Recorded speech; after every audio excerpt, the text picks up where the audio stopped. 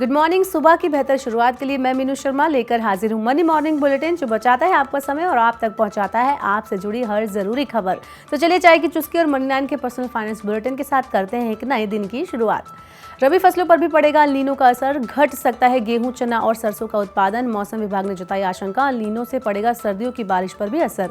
गेहूं, चना और सरसों जैसी प्रमुख रबी फसलों के लिए जरूरी है बारिश। बारिश न होने से रबी की फसलों का उत्पादन रह सकता है कम। सर्दियों में बारिश न होने से अगले साल पड़ सकती है बहुत ज्यादा गर्मी। इस साल भी मानसून की बारिश पर दिख रहा है अल नीनो का असर। अल नीनो का असर मई 2024 में होगा कम। सरकारी कर्मचारियों के लिए मौजूदा पेंशन प्रणाली एमपीएस की हो रही है समीक्षा। वित्त सचिव टीवी सोमनाथन की अध्यक्षता वाली समिति ने नहीं दिया रिपोर्ट को अंतिम रूप। वित्त मंत्रालय ने अप्रैल में पेंशन योजना की समीक्षा के लिए गठित की थी समिति सरकारी कर्मचारियों के पेंशन लाभों को बेहतर बनाने के लिए जरूरी उपायों के बारे में देगी सुझाव। पिछले कुछ महीनों में गैर भाजपा शासित कई राज्य सरकारों ने किया है पुरानी पेंशन योजना लागू करने का फैसला।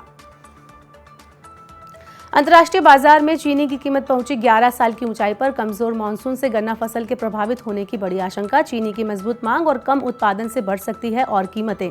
इस उम्मीद में शुगर कंपनियों के शेयरों में आई तेजी। शुगर कंपनियों के शेयरों में आज आया 2 से लेकर 13% तक का उछाल। अल नीनो की वजह से मानसून में हो रही है देरी, इस वजह से चीनी उत्पादन पर पड़ सकता है बुरा असर, इसलिए अल नीनो कंपनियों के शेयरों में आ रही है तेजी। आईआरडीआई ने बीमा कंपनियों को दी कॉम्बो प्लान पेश करने की अनुमति। ग्राहक एक पॉलिसी में ले सकेंगे सभी तरह के बीमा का लाभ। बीमा कंपनी हेल्थ इंश्योरेंस और निवेश के लिए यूलिप लेने के लिए अलग अलग पॉलिसी खरीदने की नहीं होगी कोई जरूरत। बीमा कंपनियां सिंगल पॉलिसी में ही जीवन बीमा, स्वास्थ्य बीमा और निवेश विकल्प कराएंगी उपलब्ध। आईआरडीआई ने इस कदम से बीमा कंपनियों को कारोबार करने में होगी आसानी, ग्राहकों को भी होगा इससे फायदा। जुलाई में आधे महीने बंद रहेंगे बैंक। जुलाई महीने में अवकाश के कारण बैंक रहेंगे करीब 15 दिन बंद। आरबीआई ने बैंकों में अवकाश की लिस्ट की जारी। अलग अलग राज्यों और शहरों में स्थानीय त्योहार के हिसाब से बैंकों में होती है छुट्टियां। जुलाई में कुल 15 दिन के अवकाश में शामिल है साप्ताहिक अवकाश भी। 2000 रुपए के नोट बदलने वालों को अवकाश की वजह से आ सकती है परेशानी। बिल्डर को घर देने में देरी करना पड़ेगा भारी। नोएडा की महागुन मजेरिया के प्रवर्तक को फ्लैट देने में देरी पर लगा 16 लाख रुपए का जुर्माना। खरीदार ने 2017 में महागुन मजेरिया में किया था फ्लैट बुक। प्रवर्तक ने 2021 में फ्लैट आवंटित करने का किया था वादा। फ्लैट मिलने में देरी पर खरीदार ने की यूपी रेरा में शिकायत। यूपी रेरा ने घर खरीदार के पक्ष में सुनाया फैसला। भारतीय अर्थव्यवस्था के लिए आई एक अच्छी खबर। अमेरिका के फिच रेटिंग्स ने बढ़ाया आर्थिक ग्रोथ का अनुमान। फिच ने 2023-24 के लिए भारत की जीडीपी वृद्धि दर का अनुमान बढ़ाकर किया 6.3%। इससे पहले फिच ने भारत की वृद्धि दर 6% रखने का लगाया था अनुमान। इस साल जनवरी-मार्च तिमाही में बेहतर वृद्धि दर को देखकर फिच ने बदला अपना अनुमान। 2024-25 और 2025-26 में भारतीय अर्थव्यवस्था की वृद्धि दर 6.5% रहने का है अनुमान।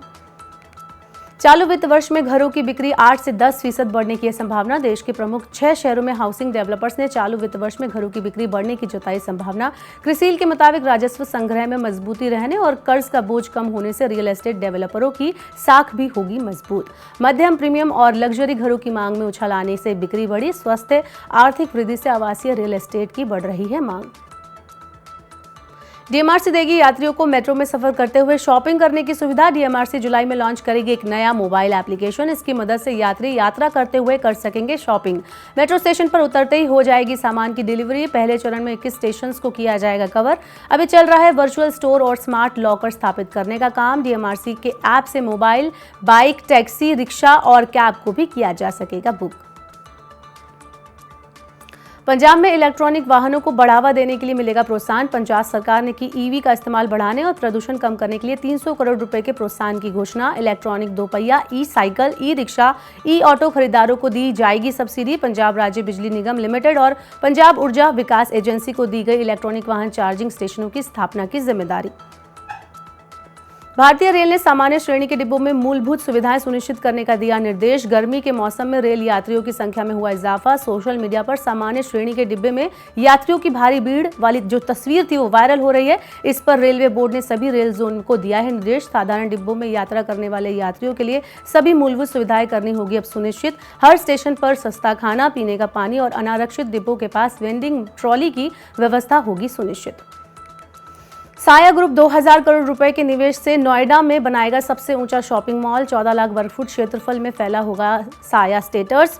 शॉपिंग मॉल साया स्टेट्स का शुरू हो चुका है निर्माण कार्य। जनवरी 2025 तक शुरू होने की है उम्मीद। मॉल में 70% क्षेत्र में अपने पास रखेगा साया ग्रुप। 30% क्षेत्र बेचा जाएगा निवेशकों को। पट्टे का अधिकार रहेगा कंपनी के पास।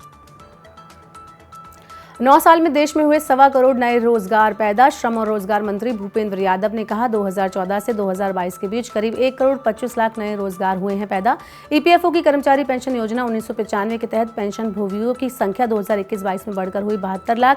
वित्त वर्ष 2014-15 में इनकी संख्या थी 51 लाख। 2014-15 में ईपीएफओ के पंजीकृत अंशधारकों की कुल संख्या थी 15 करोड़ 84 लाख। 2021-22 में संख्या बढ़कर हुई 27 करोड़ 73 लाख। तो मनी मॉर्निंग बुलेटिन में बस इतना ही, लेकिन खबरों में अगर आपसे कुछ मिस हो गया हो या पर्सनल फाइनेंस से जुड़ी खबरें और अपनी जेब से जुड़ी खबरों को आप और ज़्यादा जानना चाहते हैं तो मनी9 के यूट्यूब चैनल के अलावा अब आप मनी9 की वेबसाइट पर जाकर भी देख सकते हैं। वेबसाइट पर जाने के लिए आपको लॉगिन करना है www.money9.com पर। यहाँ आप 7 भाषाओं में पा सकते हैं पर्सनल फाइनेंस से जुड़ी सभी खबरों की जानकारी।